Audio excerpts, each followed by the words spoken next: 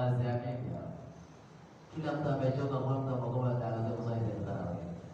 Sasa huyo anaambia badilisha vazi.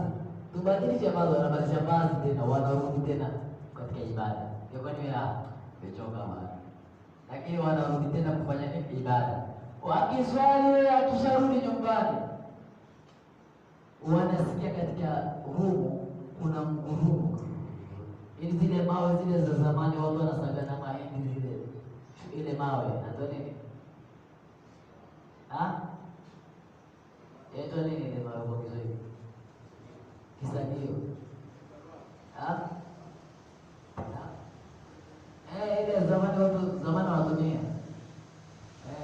Sasa wakiwa sasa wana ile mawe, kumbe wamesikia mgurumo ndani ya ile chumba, wakikimbia wakienda kuangalia, wanakuta mawe inajisaga yenyewe bila kusogwa na mtu yeyote ndani ya chumba. Angalia Mwenyezi Mungu Subhanahu wa Ta'ala penye maswahaba, na kisha ikiwa katika hadithi kabisa, si maneno ambayo kama za kutupa, ni hadithi ambayo kama iko kabisa.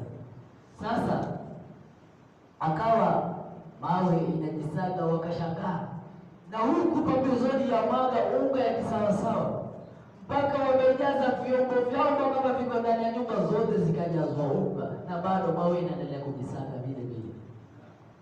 Wakakimbia kwa Mtume Muhammad sallallahu alaihi wasallam, ya Rasulullah, kule kwangu nyumbani kumetokea ajabu. Wakaanza kutoa historia kwa Mtume.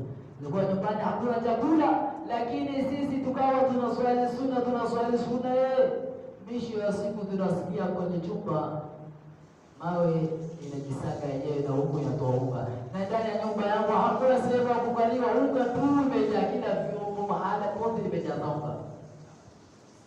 Mtume sallallahu alaihi wasallam akamwambia, mwamrishe mke wako asiinue ile mawe, asiangalie ndani kuna nini.